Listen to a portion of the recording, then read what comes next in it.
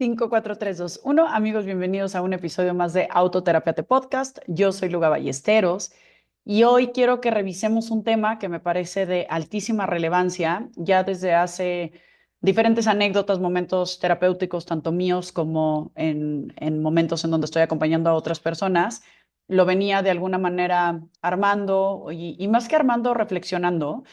Y creo que ayer tomó una forma muy especial porque tuve el enorme honor de que me invitaran a dar una conferencia a un grupo que se llama TESA, que es un grupo de mujeres ejecutivas, emprendedoras, que están como buscando esta parte de desarrollo personal, de sororidad, de una búsqueda como de un grupo que ayude a fortalecer mucho más, pues todos estos techos de cristal que se están buscando romper con respecto a el lugar que las mujeres podemos tomar en el mundo. Y fue un gran gusto compartir de verdad con un montón de mujeres brillantes. Y desde el planteamiento de cuál era la conferencia que más les podría hacer sentido, les mandé como diferentes títulos y quien me ayudó a gestionarlo se los ofreció a las chicas y las chicas eligieron el título de manejo de agenda, ¿no? Como toda la parte de autogestión. Curiosamente, me pareció bien interesante que las expectativas que pusieron con respecto a cómo querían revisar este tema, pues iba mucho alrededor del tema de los límites con respecto a cómo aprender a decir que no sin culpa, a la parte de tal vez el organizarte de una mejor manera, de metodologías para evitar procrastinar, es decir, postergar eh, continuamente no una misma tarea y demás. Y todo iba como un poquito alrededor de esta parte y también como del balance de vida cuando de pronto tenemos pues tantas cosas que hacer, cómo es que llevamos una agenda para poder lograrlo de la mejor manera. Me pareció muy interesante. Yo hace tiempo desarrollé un curso de manejo de agenda enfocado en esta parte porque creo yo que sí es fundamental la organización personal para tener una vida de alguna manera equilibrada, de alguna manera dirigida hacia acciones, intenciones y proyectos que nos sean valiosos, porque sin duda alguna pues hay cosas que son importantes de ejecutar y si no tenemos el tiempo y la asignación de tareas claras, pues de pronto nos pueden llegar a generar tal vez más gasto de tiempo, de dinero, etcétera, ¿no? Entonces, vamos a decir que en esta yo que hace mucho tiempo buscaba con toda su fuerza ser cada vez más eficiente, y con eficiente me refiero a tal vez hacer más en menos tiempo, con menores recursos, aprovechando el tiempo al máximo, logrando reducir estos espacios en donde tal vez un trayecto me pueda ayudar a resolver varias cosas al mismo tiempo, o tal vez optimizar, tener recursos a la mano que me ayuden a facilitar la manera en la que cotizo para mis clientes o mensajes que mando ya de alguna manera estandarizados y demás. Todo eso, por supuesto, me ayuda a quitarme el tiempo de ejecución que de pronto me requiere para entonces tener más tiempo. Y entonces justo aquí me parece que entramos en esta paradoja curiosa que es de quiero optimizar mi tiempo para tener más tiempo. Y la pregunta es, ¿y qué quiero hacer con ese más tiempo que quiero tener? Y lo curioso es que la gran mayoría de las mujeres con las que hoy me topo hoy en día, y no quiero decir por supuesto que ese sea un perfil generalizado, pero bueno, hablando de las mujeres que me llegan a terapia particularmente, ¿no? Y desde esta búsqueda tal vez de desarrollo personal y demás, creo que también mucho generacionalmente de generaciones X, millennial sobre todo, es como esta demanda absoluta de necesito hacer todavía más, necesito lograr más cosas en mi trabajo, necesito generar esta parte de maternidad, ¿no? Totalmente ideal y como basada en datos, en libros, en metodologías, etcétera, pero también comer sanamente, pero también tener como esta parte de balance de vida, pero tener amigos, pero tener un hobby, pero ser productiva. Y entonces estamos de pronto en esta carrera de la rata, en esta rueda de la rata, ¿no? En la que estamos buscando optimizar tiempos para tener más tiempo, para con ese tiempo hacer más. Y entonces nos vemos cicladas en esta continua mirada que es la sobreproducción de actividades, de situaciones que en ocasiones simplemente nos tienen drenadas, distraídas del presente, distraídas de la parte que tiene que ver más con el disfrute, con el estar aquí, con el preguntarte para qué estás haciendo todo esto que estás haciendo. Quiero poner aquí un paréntesis, que es que si bien estoy hablando esencialmente en femenino y creo que bastante proyectada con mi historia de vida y con las mujeres que he venido acompañando en el último tiempo, no quiero de ninguna manera ser excluyente, creo que esto nos puede pasar, por supuesto, a ambos géneros. Y curiosamente me parece que es algo que tiene mucho más que ver con la energía masculina, ¿no? Creo yo que en el contexto, cultura en la que hemos sido criados, los que estamos viviendo en nuestra actualidad, hemos sido como impregnados de esta cultura que tiene esta noción de crecimiento, de todo el tiempo es que sigue como más dinero, como más viajes, como más marcas más caras, como más capacidad, como más libros, como todo lo que se acumula, todo lo que se suma en la vida. Y esto es un tipo de pensamiento orientado a la energía masculina que lo que quiere ser es acumular, palomear, lograr, alcanzar y toda esta parte como medible y tangible. Y entonces es porque la mujer se ha venido masculinizando con el paso del tiempo para figurar en esta sociedad que a final de cuentas le estaba rindiendo tanto foco al hombre en este sentido, desde la parte laboral, desde la parte en general de privilegios, ¿no? Políticos, culturales, empresariales, etcétera. Pues la mujer encontró esta manera de hipercompensar su rol masculinizándose y participando de una manera como mucho más activa desde la parte de la producción, ¿no? Desde esta producción que es desde lo tangible y desde lo evidente en lo económico principalmente. Esto, por supuesto, nos pone en un lugar, si puedo decir, entrecomillado, de mayor equidad, en donde eventualmente, pues, estamos figurando como mucho más orgánicamente en ciertas cosas. Sin duda alguna, no soy experta en asuntos de feminismo y seguramente hay un montón de datos que me dirían que todavía estamos bastante mal. Pero desde mi punto de vista creo yo que sí hay cambios sustanciales en ello, que se ven reflejados cada vez más y por supuesto por los mismos filtros con los que yo veo la vida, pues también me doy cuenta de cómo cada vez habemos más hablando de esto y cada vez se vuelve más natural entender como lógico que tal vez una mujer trabaje o que alguien pueda tener un puesto alto en las empresas y demás. No estoy diciendo que la chamba esté terminada de ninguna manera, pero bueno, digamos que se ve un poco más naturalmente. En este camino de masculinización de la mujer, ¿no? En esta parte de roles, se vuelve bien interesante cómo entonces el hombre se mantiene masculino, ¿no?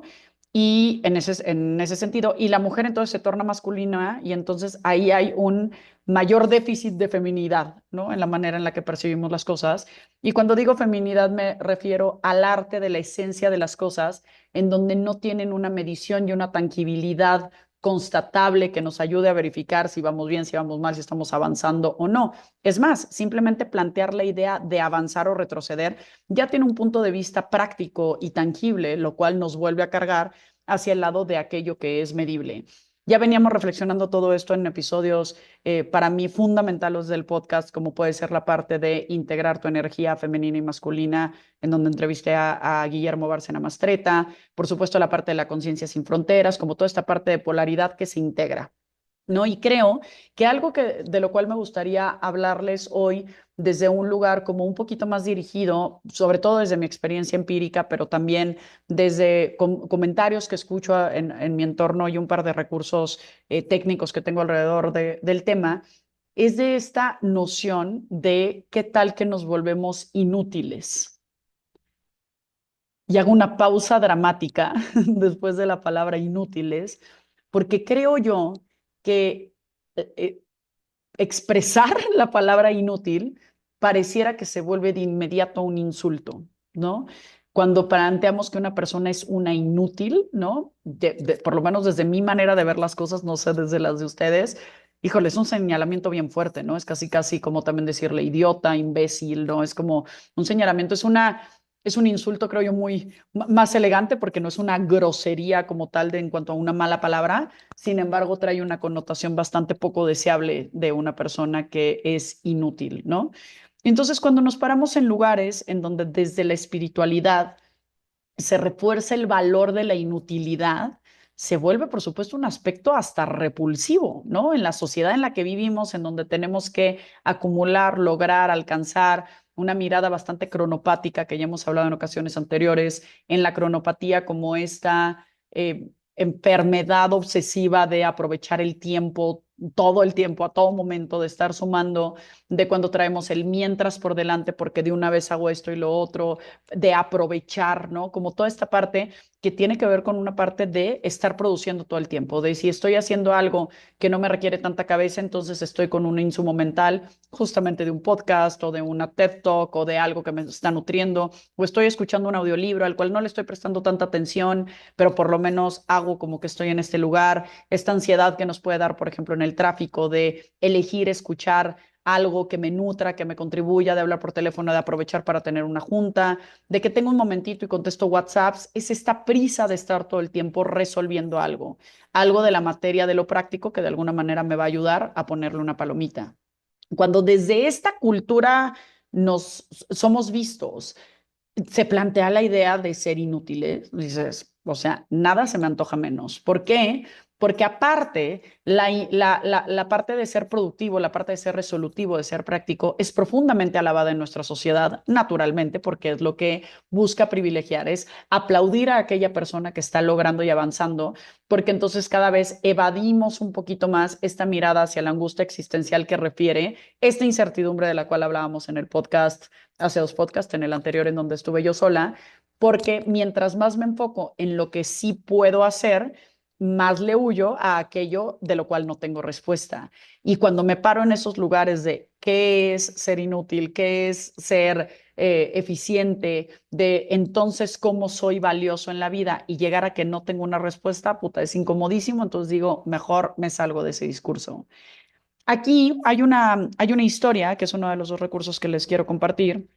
Tengo unas cartas del oráculo de Osho que me parecen bastante bellas y la verdad es que son bastante fuertes. Son algunas cartas, me parece como 50, y que tú sacas al azar y traen por ahí una parábola, un cuento, un algo que ya en su momento, por ejemplo, el que alguna vez leímos de atar al camello en el episodio de impermanencia, ahí, por ejemplo, traté uno de estos y traigo a la mesa uno más porque me parece que los cuentos pueden ser muy valiosos para el aprendizaje y se los quiero leer. Dice, valía de las virtudes de la inutilidad.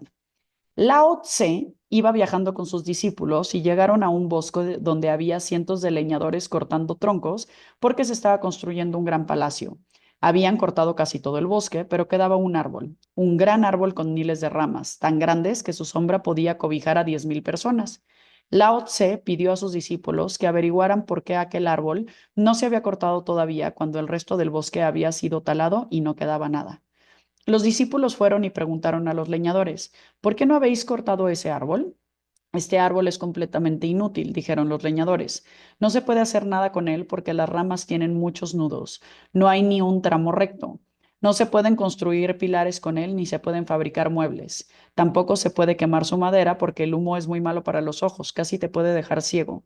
Este árbol es absolutamente inútil y por eso no lo hemos cortado. Los discípulos volvieron. Lao Tse se rió y dijo, sed como este árbol. Si quieres sobrevivir en el mundo, sed como este árbol, absolutamente inútiles. Entonces nadie os hará daño. Si sois rectos, os cortarán. Alguien os convertirá en muebles. Si sois preciosos, alguien os venderá en el mercado. Os convertiréis en un bien de consumo. Sed como este árbol, absolutamente inútiles. Entonces nadie os podrá hacer daño y creceréis grandes y fuertes y podréis dar sombra a miles de personas. La lógica de Lao Tse es muy distinta de la lógica de tu mente. Él dice, sé el último, muévete en el mundo como si no fueras, sé un desconocido. No trates de ser el primero, no compitas, no trates de probar tu valía, no hace falta, sé inútil y disfruta. Por supuesto que esto es muy poco práctico, pero si llegas a entenderle te darás cuenta de que es muy práctico a otro nivel en la profundidad, porque la vida es para disfrutar y celebrar. La vida no es un bien de consumo en el mercado. Debería ser como la poesía, como una canción o como una danza. Lao Tse dice, si tratas de ser muy listo, si tratas de ser muy útil, serás utilizado. Si tratas de ser muy práctico de un modo u otro, te limitarás, porque el mundo no puede dejar en paz al hombre práctico. Lao Tse dice, abandona todas esas ideas. Si quieres ser un poema, un éxtasis, olvídate de la utilidad. Sé sincero contigo mismo. Y el cierre de esta historia dice, no te preocupes demasiado por los fines utilitarios. Más bien recuerda constantemente que no estás aquí en la vida para ser un objeto. No estás aquí para tener utilidad. Eso está por debajo de tu dignidad. No estás aquí para ser cada vez más eficiente, sino para estar cada vez más vivo. Estás aquí para ser cada vez más inteligente. Estás aquí para ser cada vez más feliz, extáticamente feliz. Esto me hace pensar muchísimo en la mirada que tienen los budistas para transformar este concepto de la yoidad, que me parece todo un viaje, ¿no? La yoidad de sin yo, persona, ¿no? Ego, individualidad es como todo un camino de desarrollo espiritual a través del cual, curiosamente en la vida, al inicio, somos arrojados al mundo, diríamos filosóficamente, para tratar de tomar un lugar. Primero estamos simbióticamente vinculados con la madre y entonces hay todo este proceso de desvinculación, de unicidad y de individuación en donde vamos a lograr ser estas personas únicas. Y esta unicidad se va a ir reforzando a partir de lo que es, en lo que soy valioso, porque soy único, porque soy especial, porque estoy haciendo estas cosas que me hacen ser únicamente yo. Y entonces voy acumulando estas etiquetas y esta parte que forma mi ego, este personaje que va a ser valioso, único e irrepetible. Y sí, solo que mientras el tiempo va pasando, nos vamos dando cuenta que ese yo que hemos creado es una invención de esta realidad virtual en la que vivimos en el mundo para transitar con un poco de mayor sentido y a partir de ahí ir descubriendo que somos también parte de un todo, también parte de esta conciencia de unidad, también parte de que toda la humanidad existe dentro de nosotros y nosotros somos toda la humanidad misma, que todas esas sombras que las personas de nuestra que están frente a nosotros nos refieren es una expresión profunda de algo que no hemos integrado nosotros, porque hace mucho que no lo decía, nada de lo humano me es ajeno. Y entonces en la medida que alcanzo a incorporar todas estas cosas, soy realmente mucho más dichoso de sentirme como parte de un todo, porque esa es muchas veces lo que estamos buscando ser útiles y ser resolutivos para pertenecer a nuestra manada, a nuestra familia, a nuestro círculo social, de amigos, de trabajo, para ser valiosos. Y entonces nos empezamos a perder en estas ganas de serle valiosa y de serle útil a la gente de nuestro valor esencial. Les platico todo esto porque me parece bien importante detenernos a hablar de ello, porque cuando me invitan a dar un taller enfocado a la parte de manejo de agenda y caigo en cuenta de que hay una parte, por supuesto, muy importante en la organización y por favor no se me confundan, no estoy aquí apuntando a una vida de balagardismo y esta inutilidad tal vez irresponsable, porque eso sería irnos al polo opuesto de la existencia en donde también vivimos dentro de una sociedad, dentro de marcos rigurosos que nos ayudan a vivir políticamente correctos, cordiales, ¿no? Respetando, por supuesto, también la libertad del otro. Y hay una parte bien importante ahí de aprendernos a vivir como individuos y como colectivo. Sin embargo, por otro lado, hay esta ansiedad por ser productivos todo el tiempo, aún a solas, aún en tiempos de descanso, aún en vacaciones, aún dormidos, ¿no? Y entonces ahí es donde yo digo, madres, nos estamos enfermando, ¿no? Y nos estamos enfermando de estas ganas de ser todo el tiempo productivos. Ojo, cero tengo estatura moral para decir esto. Soy, y quienes me conocen, bastante hiperactivita, bastante ansiosa, lo digo como terapeándome, terapeándolos, terapeándonos, y un poco planteando esta posibilidad de desde dónde podemos aprender a sentirnos valiosos desde simplemente la idea de existir. Y es que recientemente le he dado una mirada a esto y creo que esos momentos en donde simplemente aprendo a despojarme un poquito de aquello en lo que creo que tengo que seguir alcanzando por esta cultura de ineficiencia, de escasez, en donde todavía no logro, no sé qué chingados, pero donde todavía no logro algo. Entonces de repente me detengo y digo, híjole, pero me siento tan agradecida con este vaso de agua, con escuchar la vocecita tierna de Natalia, mi hija, con tener esta risa de complicidad con Sofía, mi otra hija, con tal vez tener un momento de gozo y de así muchísima risa como el que tuve con mi mamá el domingo pasado, en donde de verdad nos divertimos con una cosa tan estúpida, pero en donde te sientes vivo, carajo. Y entonces es como, No tuve que hacer mucho, no tuve que ser importante, no tuve que ser valioso, me moví a acercarme con estas personas, a mirarlas y tal vez generé toda esta organización en mi vida para entonces poder tener estos espacios de paz en la claridad de que las cosas están avanzando a pesar de poderme desconectar de esta parte productiva.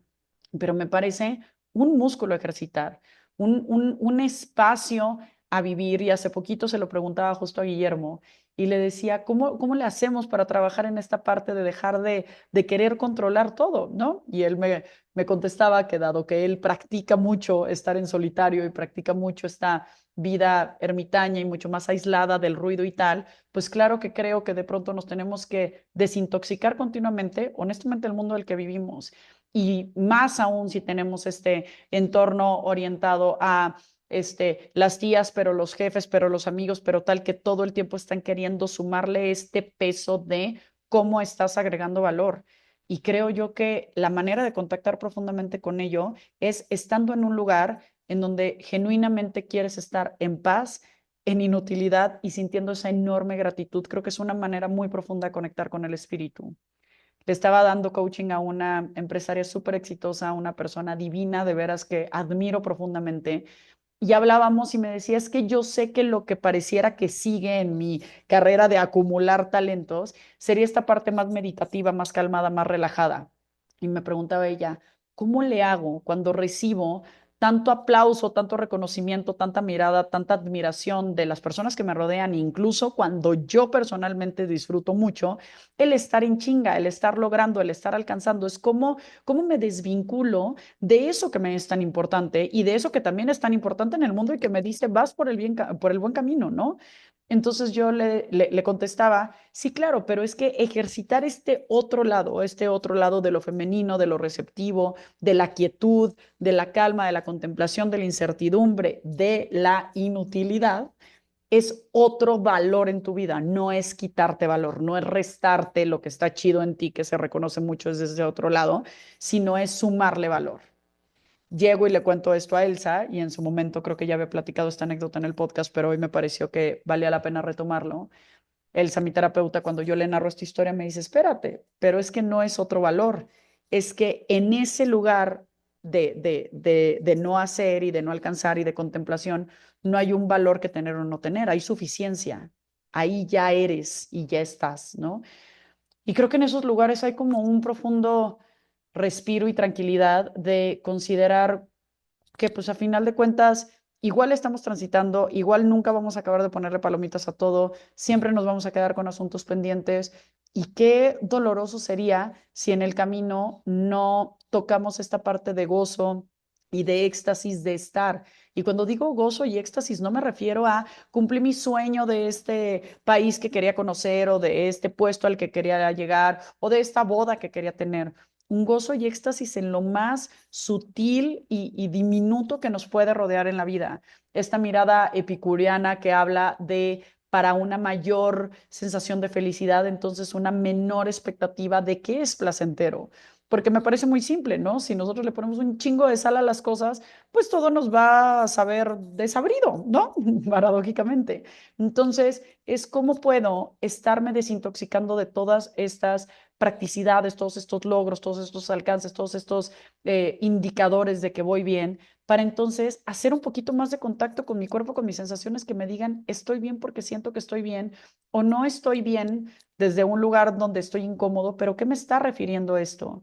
Me parece de veras tan tóxico como cada vez le queremos sumar más indicadores, como tenemos el anillo que mide si tenemos estrés o sueño o no, pero la pulsera, pero el reloj, pero los pasos en el teléfono, pero cuántas horas tenemos vistas de tal. Es como todo lo estamos queriendo medir y yo me pregunto, ¿para qué? ¿Para qué? ¿Para una sensación de qué? Hay momentos en nuestra vida en donde apretar un poquito las rutinas y la acción es lo que nos está haciendo falta para regresarnos esa energía vital que nos ayude a sentirnos construyéndonos. Pero ya que estamos ahí, yo invitaría con todo mi amor, y con esto cierro, a esta parte de no caer en una gula de creer que solo desde ese camino está la construcción del ser. Y si hablo de la construcción del ser, me estoy metiendo en un asunto esencialmente filosófico. Entonces, no se construye a partir de más, sino también de ser, de estar y de sentir.